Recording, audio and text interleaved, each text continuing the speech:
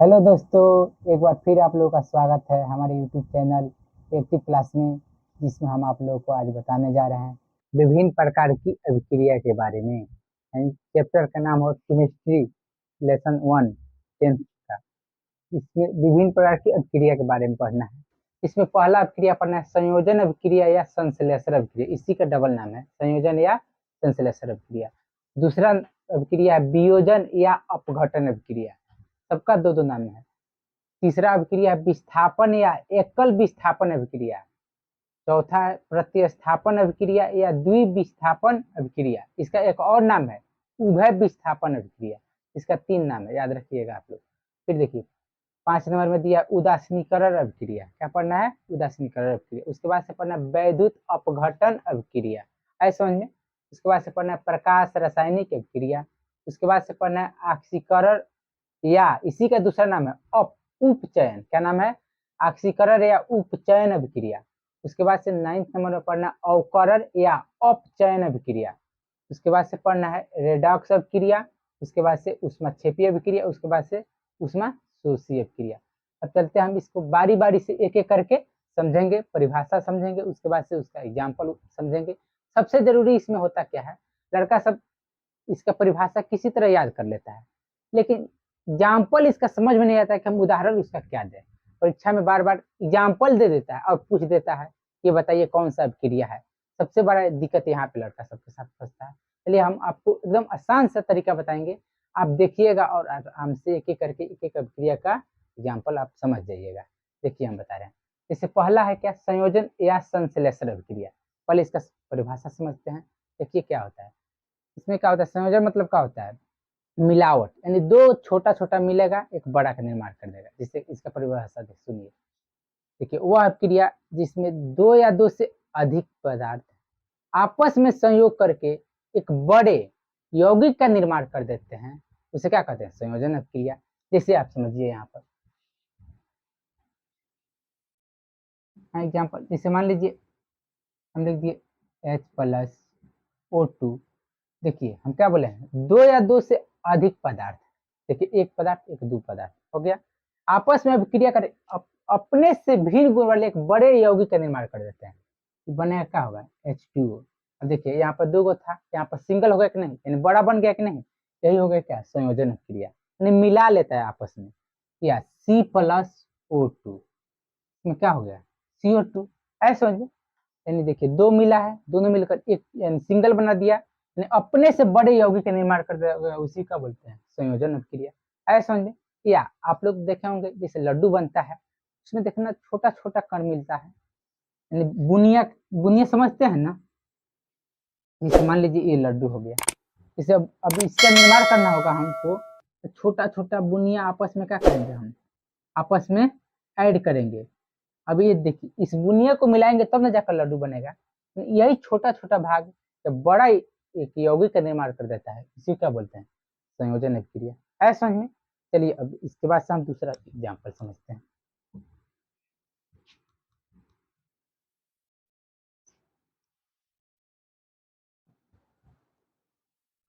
उसके बाद से हमको पढ़ना है क्या? वियोजन अभिक्रिया। क्या पढ़ना है?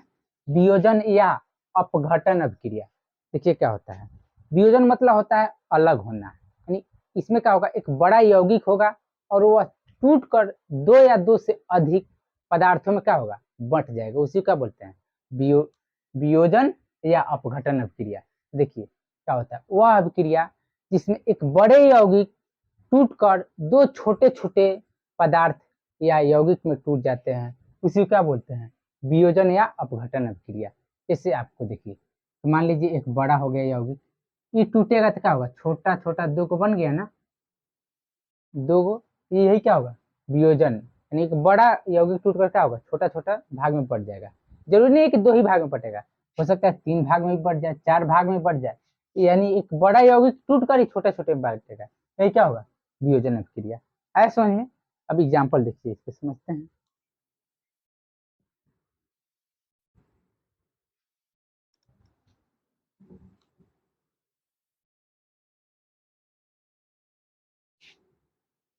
CaCO3 बड़ा यौगिक हो गया। अब इसको देखिए, तोड़िए इसको दो भाग में।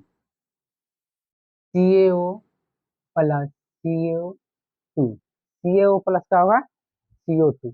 देखिए ये बड़ा यौगिक हो गया, ये देखिए टूट कर छोटे छोटे यौगिक में टूटा है ना, यही क्या हो गया वियोजन या अपघटन अभिक्रिया। है समझ में। चलिए अब इसके बाद से हम समझते हैं दूसरा।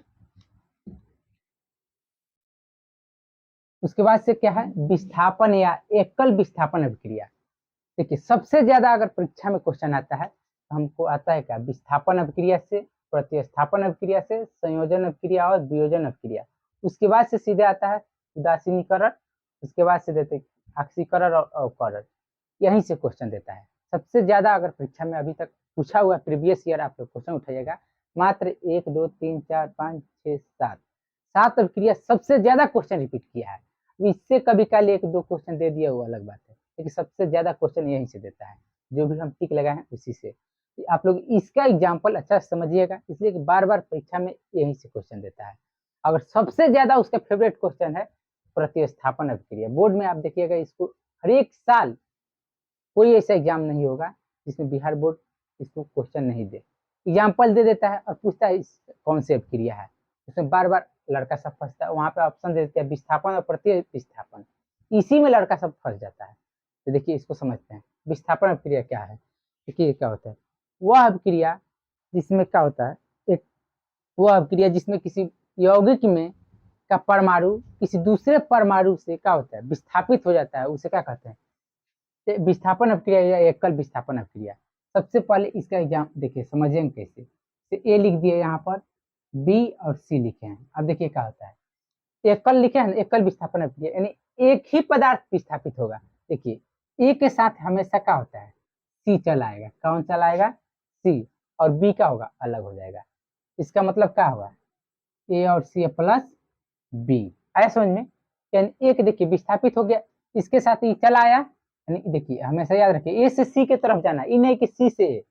अब देखिए इसको हम ऐसे भी लिख सकते हैं बी प्लस ए सी। आया समझ में। यानी देखिए इसको इस रूप में भी लिख सकते हैं और इस रूप में भी लिख सकते हैं, कोई दिक्कत नहीं है।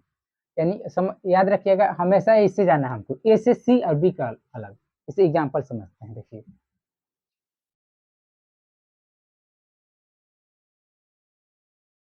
FeSO4, देखिए ठीक है ना। अब इसमें देखिए क्या होगा, इसको मान लीजिए ए, इसको मान लीजिए बी, यानी Fe क्या हो गया ए, आपके लिए क्या होगा ए, SO4 का होगा बी, और Zn का होगा सी। है समझ में। अब देखिए हम क्या बोले ए के साथ किसको जाना है सी, ए से सी को मिला दीजिए। है समझ में। देखिए पहले यहाँ पे कुछ मिस्टेक कर दिए हैं, ए से सी को मिलाना है ना हमको।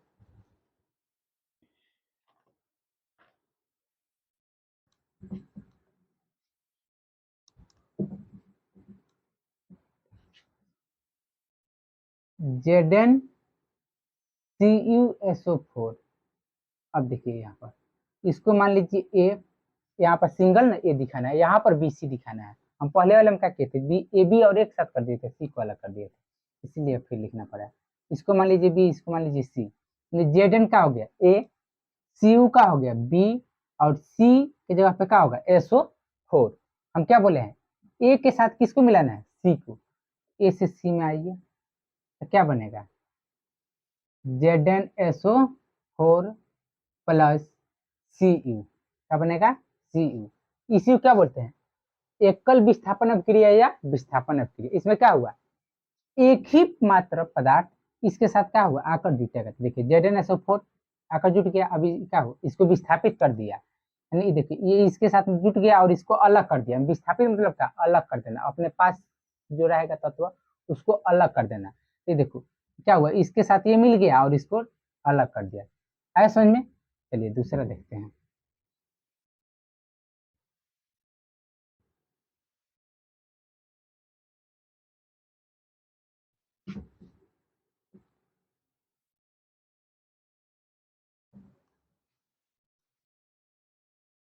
देखिए वह अभिक्रिया क्या क्वेश्चन है प्रतिस्थापन या द्विविस्थापन अभिक्रिया। इसमें क्या होगा दो पदार्थ या दो यौगिक अपने आयनों का आदान प्रदान करते हैं। उसे क्या कहते हैं? प्रतिस्थापन या द्विविस्थापन अभिक्रिया। परिभाषा समझते हैं। वह अभिक्रिया जिसमें दो यौगिक अपने आयनों का आदान प्रदान करके एक नए दो यौगिक का निर्माण कर देते हैं, इसे क्या कहते हैं? द्विविस्थापन अभिक्रिया या प्रतिस्थापन अभिक्रिया। वह अभिक्रिया जिसमें दो यौगिक अपने आयनों का आदान प्रदान करके दो नए यौगिकों का निर्माण कर देते हैं, इसे क्या कहते हैं? प्रतिस्थापन या द्विविस्थापन अभिक्रिया। है समझ में?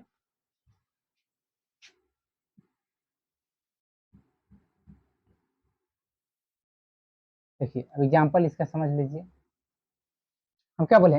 FeS plus H2SO4। इसमें क्या होता है सबसे पहले समझ लीजिए। AB plus CD। इसमें देखिए क्या, इसके पहले वाले में हम एकल विस्थापन में क्या बताए थे? ए से क्या हो रहा था? सी की जगह पे जा रहा था, वहां पर यहाँ पर एक था, यहाँ पर दो गो था, तब ए से सी पे ले जा रहे थे। लेकिन यहाँ पर भी दो गो है, ए बी, यहाँ पर भी सी डी, यानी दो दो दोनों जगह है। तो सबसे पहले देखिए ए से हम कहाँ लेकर जाएंगे? डी पर। इससे पहले वाले में बताए थे, अंतिम वाला मिला रहे थे ना, ए से डी पर, उसके बाद से सी से बी पर आएंगे। इतना बात को ध्यान रखिएगा, कभी भी सी से बी पर आना है, ना कि बी से सी पर जाएंगे। बी से सी की तरफ कभी नहीं जाया जाता है, तो गलत हो जाएगा। देखिए ए से डी जाएंगे, उसके बाद सी से बी। अब समझते हैं इसका एग्जांपल। जैसे मान लीजिए एफ को ए मान लीजिए, एस को मान लीजिए बी, H2 को सी, SO4 को डी। लिखा है ना ABCD। हमको देखिए कैसे जाना है, ए से डी के तरफ, ए से डी के तरफ। तो जाएंगे कैसे हम? देखिए एफ ए से डी जाइए, तो एफ और डी यही ना SO4, FeSO4 क्या बनेगा? FeSO4 प्लस, उसके बाद से कहा सी से डी यानी H2S, H2S। ऐसा समझ में? यानी ए से हमको डी जाना है, उसके बाद से सी से बी, ना कि बी से सी, तो गलत हो सकता है। इसको कैसे लिखेंगे? ए से डी प्लस सी से बी, या इसी का दूसरे तरीका से भी लिख सकते हैं, C B plus A D. है समझ में? इसको पहले लिखते हैं, इसको बाद में लिखते, कोई दिक्कत नहीं है। लेकिन इस बात को ध्यान रखना है, सी से बी हमेशा जाना, ना कि बी से सी। है समझ में? देखिए सबसे ज्यादा क्वेश्चन बिहार बोर्ड में इसी से पूछता है, प्रतिस्थापन या द्विविस्थापन अभिक्रिया। इसका एग्जाम्पल दे देगा और पूछ देगा कौन सी अभिक्रिया, आप खुद बताइए। है समझ में? चलिए दूसरा एग्जाम्पल समझते हैं।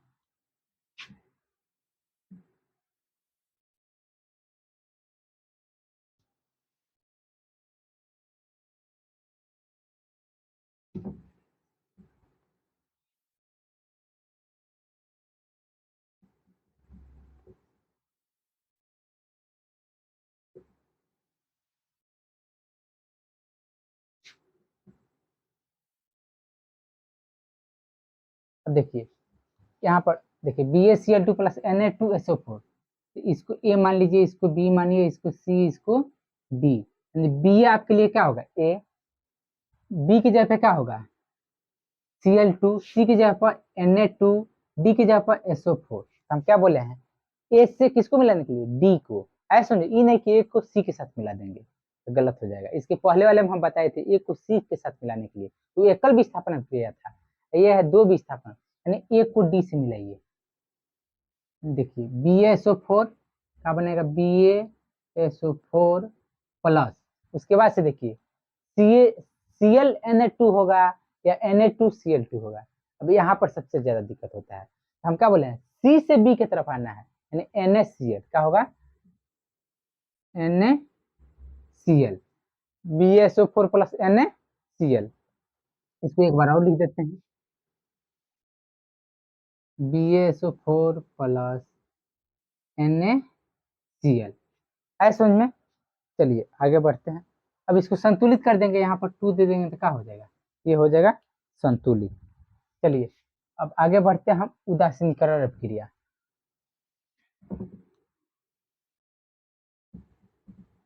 उदासीनीकरण अभिक्रिया, देखिए उदासीनीकरण अभिक्रिया क्या होता है? इसमें क्या होता है? जब अम्ल भस्म के साथ आपस में अभिक्रिया करके लवण तथा जल बना देते हैं, उसी अभिक्रिया को क्या कहते हैं? उदासीनीकरण अभिक्रिया। आया समझ में? क्या बोले हैं? जब अम्ल भस्म के साथ अभिक्रिया करता है तो लवण एवं जल का निर्माण कर देता है, उस अभिक्रिया का कहते हैं उदासीनीकरण अभिक्रिया। देखिए एग्जाम्पल इसका समझते हैं।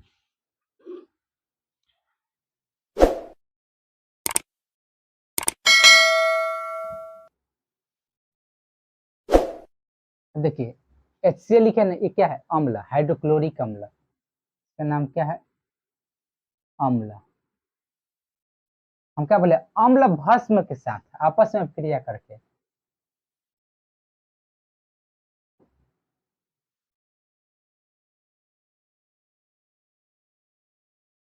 क्या है, भस्म, इसी को भस्म या क्षार दोनों बोला जाता है, भस्म भी बोला जाता है या क्षार, यानी अम्ल क्षार के साथ अभिक्रिया करके लवण एवं जल का निर्माण कर देगा, उसे उदासीनीकरण अभिक्रिया कहते हैं। या अम्ल भस्म के साथ अभिक्रिया करके लवण एवं जल का निर्माण कर देगा, उसे क्या कहते हैं, उदासीनीकरण अभिक्रिया। चलिए इसको बनाते हैं पहले।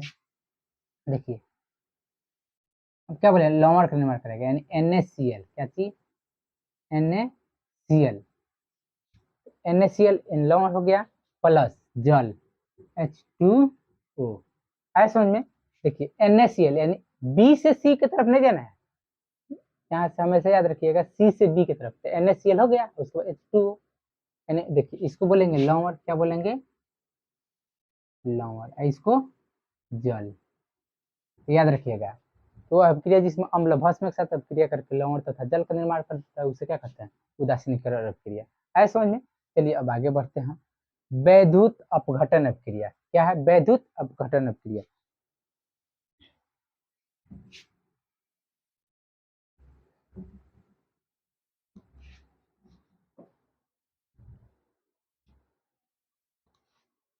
देखिए वह जलीय विलयन जिसमें विद्युत धारा प्रवाहित करने पर वह विभिन्न आयनों में टूट जाता है, उसे क्या कहते हैं, वैद्युत अपघटन अभिक्रिया। वह जलीय विलयन जिसमें विद्युत धारा प्रवाहित करने पर वह विभिन्न यौगिकों या आयनों में टूट जाता है, उसे क्या कहते हैं, वैद्युत अपघटन अभिक्रिया। इसका मतलब क्या होगा, उस अभिक्रिया में क्या होगा, विद्युत धारा प्रवाहित होगा, तभी जाकर ये संपन्न होता है। इसे एग्जाम्पल समझते हैं।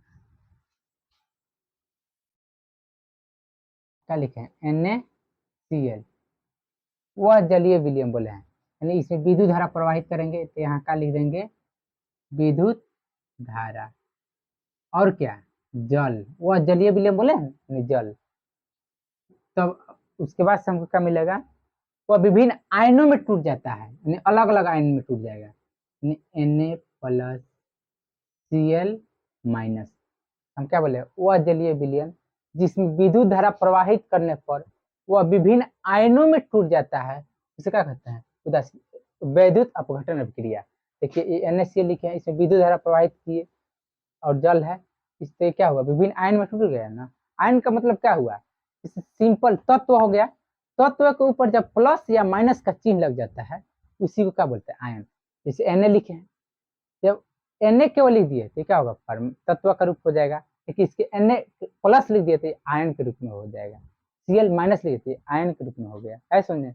विभिन्न आयन में टूट जाता है, उसे क्या कहते हैं, वैद्युत अपघटन अभिक्रिया। उसके बाद से पढ़ना प्रकाश रासायनिक अभिक्रिया। देखिए प्रकाश रासायनिक अभिक्रिया क्या होता है।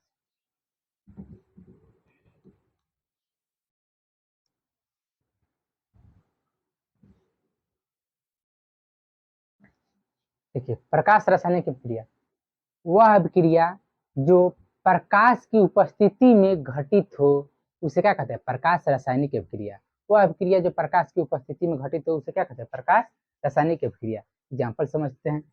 देखिए सबसे ज्यादा इसका एग्जाम्पल देते हैं क्या, पेड़ पौधे अपना भोजन बनाते हैं किसकी उपस्थिति में, प्रकाश की उपस्थिति में। तो वही क्या होगा, क्वेश्चन देगा, पेड़ पौधे अपना भोजन बनाते हैं किस अभिक्रिया के तहत, पेड़ पौधे अपनी कौन सी, प्रकाश रासायनिक अभिक्रिया के तहत। एग्जाम्पल समझते हैं। CO2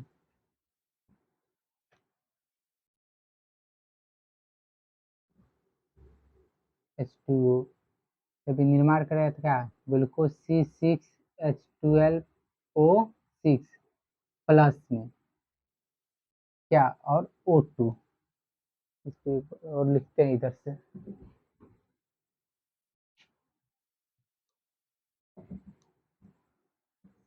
CO2 प्लस H2O अभिक्रिया करेगा तो क्या, C6 H12O6 प्लस O2 क्या बनाएगा O2।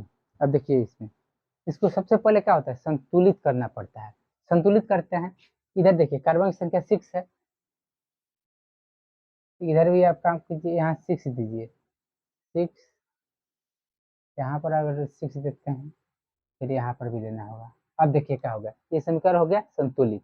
यही क्या हो गया प्रकाश रासायनिक अभिक्रिया। इसी अभिक्रिया के तहत प्रकाश रासायनिक जो पेड़ पौधे अपना भोजन बनाते हैं इसी अभिक्रिया के तहत। ऐसे समझिए, यहाँ पर लिख दीजिए प्रकाश की उपस्थिति। किसकी उपस्थिति, प्रकाश की उपस्थिति। ऐसे समझिए वो अभिक्रिया जो प्रकाश की उपस्थिति में घटित हो उसे क्या कहते हैं प्रकाश रासायनिक अभिक्रिया। ये जो एग्जाम्पल हो गया, ऐसे समझ में। चलिए आगे बढ़ते हैं।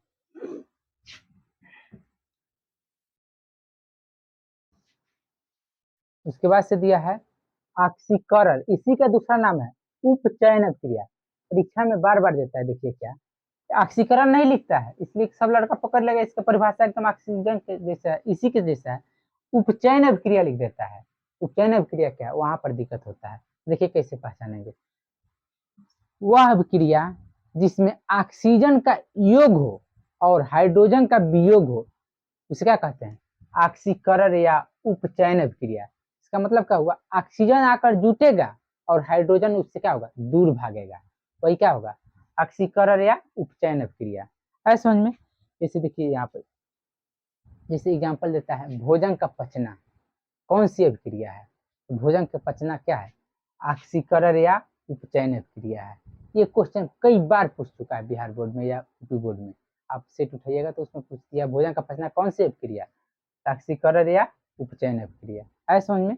वहां पर जैसे अब समीकरण देगा तो अलग हो गया, ऐसे क्वेश्चन दे देता है भोजन का पचना बिना समीकरण का है, ये आपको बताना होगा कौन सी अभिक्रिया ऑक्सीकरण या उपचयन अभिक्रिया। अब एग्जाम्पल समझते हैं।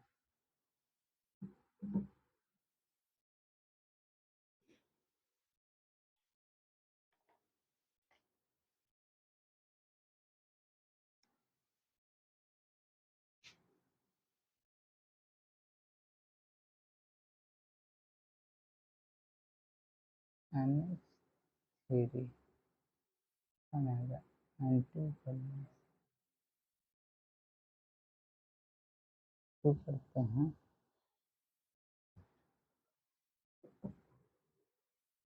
अब देखिए इसमें क्या बोले हैं कि वह अभिक्रिया जिसमें ऑक्सीजन का योग हो, ये परिभाषा तो कोई भी याद कर लेता है, सबसे जरूरी होता है समझना ऑक्सीकरण और अवकरण अभिक्रिया दोनों। ये अभिक्रिया ऑक्सीकरण और अभिक्रिया अवकरण अभिक्रिया का एग्जाम्पल समझना सबसे टफ होता है, परिभाषा कोई भी बता देगा। देखिए कैसे समझेंगे, हम क्या बोले हैं दो बात ध्यान रखिएगा। क्या बोले ऑक्सीजन का योग हो, ये देखिए C+O2 यानी ऑक्सीजन आकर इसमें जुट रहा है ना, यहाँ पर देखिए दोनों मिल रहा है, यानी कौन मिल रहा है ऑक्सीजन आकर मिल रहा है कार्बन के साथ। कार्बन तो अपनी जगह पर है, ऑक्सीजन आकर जुट रहा है यानी प्लस क्या हो रहा है ऑक्सीजन। ऑक्सीजन का योग हो साथ ही साथ हाइड्रोजन का वियोग हो उसे क्या कहते हैं ऑक्सीकरण अभिक्रिया। अब इसमें देखिए NH3 लिखे है ना, देखिए नाइट्रोजन अपने जगह पे है और हाइड्रोजन का हुआ अलग हो गया है, यानी हाइड्रोजन का अलग हो गया है यानी -H।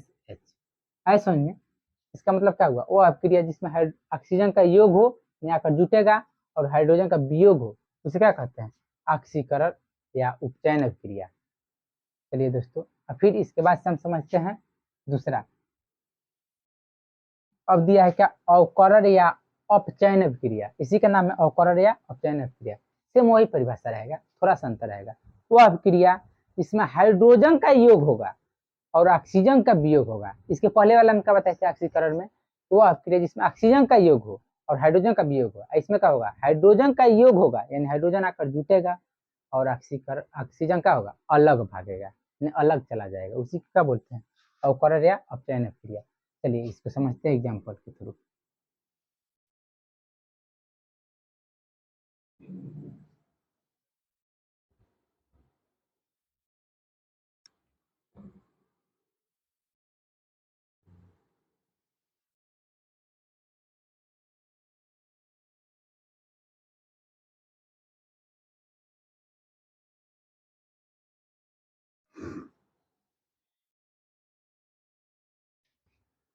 देखिए इसमें क्या होगा, यानी क्या बोल रहे हैं कि अवकरण अभिक्रिया या अपचयन अभिक्रिया में क्या होगा, ऑक्सीजन का वियोग होगा, यानी ऑक्सीजन अलग होगा। इसमें क्या होगा, यानी अलग जाएगा तो यानी HCU प्लस H2। देखो CO तो अपने जगह पर ही रहेगा, जैसे यहाँ पर रहते कार्बन अपने जगह पर, नाइट्रोजन अपने जगह पर, कॉपर अपने जगह पर, और इसमें क्या होगा H2O। इसमें देखिए क्या होगा, माइनस ऑक्सीजन, यानी क्या हो रहा है, ऑक्सीजन अलग जा रहा है, यानी ऑक्सीजन का हो अलग। देखो यहाँ पर CO एक साथ में था, अब यहाँ से क्या हुआ, ऑक्सीजन उठकर इसके साथ चला गया, ये कॉपर तो अपनी जगह पर है। इसका मतलब क्या हुआ, वो अभिक्रिया जिसमें ऑक्सीजन का वियोग हो रहा है ना, वियोग मतलब अलग हो रहा है। देखो यहाँ से वियोग हो गया, इसमें देखो हाइड्रोजन का योग हो, हाइड्रोजन का योग हो, तो देखो इसको हम क्या लिखेंगे, HCl। क्या लिखे हैं, HCl। इसको संतुलित करते हैं, यहाँ 2 लिख दीजिए। अब देखिए तो यहाँ पे सिंगल था, ये भी सिंगल था, दोनों आकर जुट गया है, यानी हाइड्रोजन इसके साथ जुट गया है ना Cl के साथ, इसी का बोलेंगे, यानी वो अभिक्रिया जिसमें ऑक्सीजन का वियोग और हाइड्रोजन का योग हो, इसे क्या कहते हैं, अवकरण या अपचयन अभिक्रिया। है समझ में।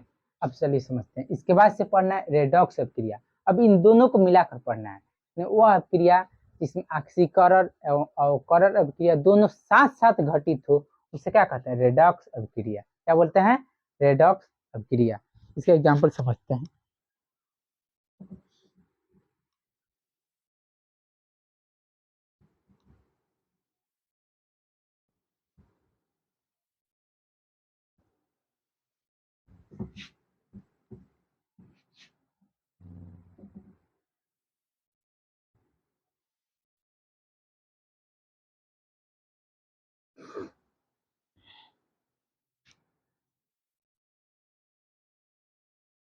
अभी बनेगा क्या, HCl प्लस S, ये ना बनेगा HCl प्लस S। अब देखिए इसको संतुलित कर लीजिए पहले, यहाँ हाइड्रोजन 2 होते हैं, यहाँ पर भी 2 दे देते हैं, हाइड्रोजन 2, क्लोरीन भी 2, सल्फर भी है। देखिए अगर आप लोग को संतुलित करने में अगर दिक्कत हो रहा होगा, आप लोग प्ले लिस्ट में जाइए एक्टिव क्लास के, वहाँ पर आप प्ले लिस्ट में आप वहाँ सर्च मारिए समीकरण कैसे संतुलित किया जाता है, वहाँ पर बहुत अच्छे तरह से, एक नहीं 2 तरीका बताया गया है वहाँ पे संतुलित करने के लिए। आप कोई भी तरीका से आप सीख जाइए और आराम से इसको समझिए कैसे संतुलित किया जा रहा है। ऐसा समझे। देखिए अब यहाँ समझना हमको क्या, रेडॉक्स अभिक्रिया था, हम क्या बोले, वो अभिक्रिया जिसमें ऑक्सीकरण और अवकरण अभिक्रिया दोनों साथ साथ घटित हो। समझते हैं कैसे। देखिए यहाँ पे H2S लिखा है ना, अब यहाँ पे देखिए यहाँ से ऑक्सीजन का क्या हो रहा है, आकर इसके साथ जुट रहा है, हाइड्रोजन क्या हो रहा है, जुट रहा है, और सल्फर क्या है, अलग हो रहा है ना। यहाँ पे देखिए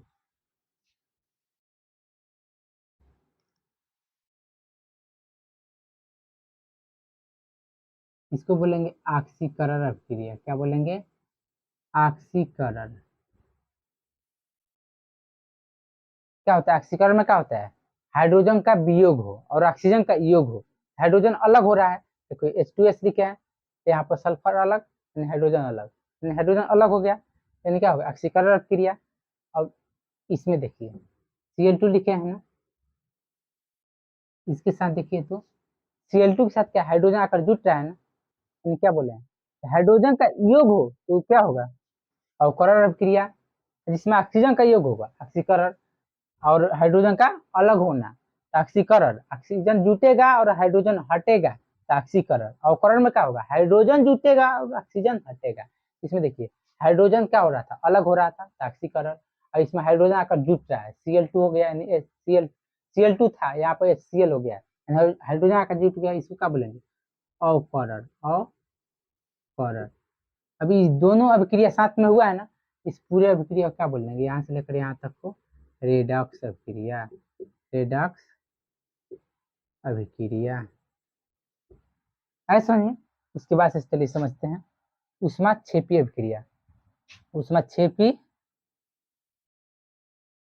अभिक्रिया देखिए वह अभिक्रिया जिसमें ऊष्मा के साथ साथ हवा भी निकले, धुआं भी निकले, उसे क्या कहते हैं, ऊष्माक्षेपी अभिक्रिया, यानी ऊष्मा निकलेगी उसके साथ में, जैसे प्रकाश भी निकलेगा और ऊष्मा भी निकलेगा। वह अभिक्रिया जिसमें जलाने पर क्या होता है, ऊष्मा निकले और साथ ही साथ प्रकाश निकले, उसे क्या कहते हैं, ऊष्माक्षेपीय अभिक्रिया। इसमें एक एग्जाम्पल देता है, बहुत बार रिपीट किया है, श्वसन कैसी अभिक्रिया है, तो श्वसन ऊष्माक्षेपीय अभिक्रिया है। आप लोग दैनिक जीवन में देखे होंगे, हम लोग जब सांस लेते हैं ना तो ऊष्मा निकलता है, जैसे ही सांस लेंगे तो लगेगा गर्म निकल रहा है, नहीं हवा उसके साथ क्या गर्म मतलब महसूस होता है, तो क्या होगा, ऊष्मा क्षेपीय अभिक्रिया, यानी ऊष्मा बाहर निकल रहा है। तो देखिए उसी का बोलते हैं ऊष्मा क्षेपीय अभिक्रिया।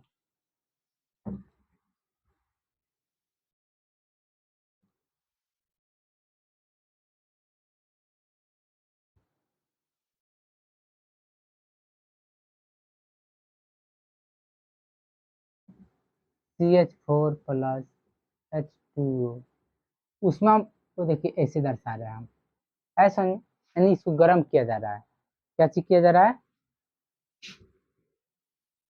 ऑक्सीजन की उपस्थिति में ना, किसी भी पदार्थ को जलाएंगे किसकी उपस्थिति में, ऑक्सीजन की उपस्थिति, तभी नहीं जाकर उसमें निकलेगा।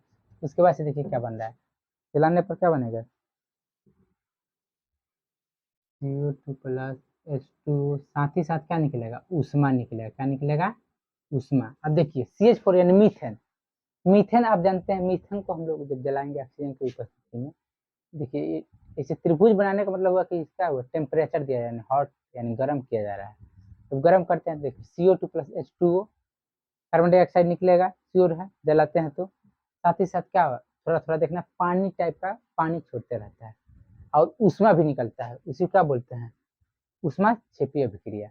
ऐसे समझ में, यानी इसको देखो गर्म किया जा रहा है, ऐसे समझ में। चाहे दूसरा एग्जाम्पल हो गया कार्बन, कोयला समझते हो ना, कार्बन लिखा है ना, कार्बन को ऑक्सीजन के ऊपर, कार्बन मतलब क्या, कोयला, कोयला को जब हम जलाएंगे तो जब इसको गर्म करेंगे तो क्या बनेगा, CO2 तो बनेगा ही, साथ ही साथ देखना कोयला को जलाते हैं तो ऊष्मा निकलता है, नहीं गर्म महसूस है, आग टाइप का दिखता रहता है, उसी का बोलते हैं ऊष्मा से क्षेपीय अभिक्रिया। उसके बाद से पढ़ना है क्या, ऊष्मा शोषीय अभिक्रिया, वो अभिक्रिया जिसमें ऊष्मा का अवशोषण हो, बाहर नहीं निकलेगा, उसमें क्या होगा, और ऑब्जर्व होगा अंदर की तरफ, उसी का बोलते हैं ऊष्मा शोषीय क्रिया। इसका मतलब क्या, वो अभिक्रिया जो ऊष्मा का अवशोषण करता हो, शोषण करता हो, उसे क्या कहते हैं, ऊष्मा शोषीय अभिक्रिया। चलिए दोस्तों, आप लोग अच्छा से समझ गए होंगे, अब आप लोग कभी भी कोई भी अभिक्रिया में कहीं भी दिक्कत नहीं होगा, आप लोग अच्छा से एक एक करके वीडियो, आप लोग जहाँ नहीं समझ में आप लोग कमेंट कीजिए, हम उसको फिर एक बार वीडियो बनाकर आप लोग को समझाएंगे, या पर्सनल व्हाट्सअप कीजिए, या फिर मेरे चैनल पर कमेंट कीजिए, हम फिर आपको एक बार फिर बताएंगे। चलिए ठीक है दोस्तों।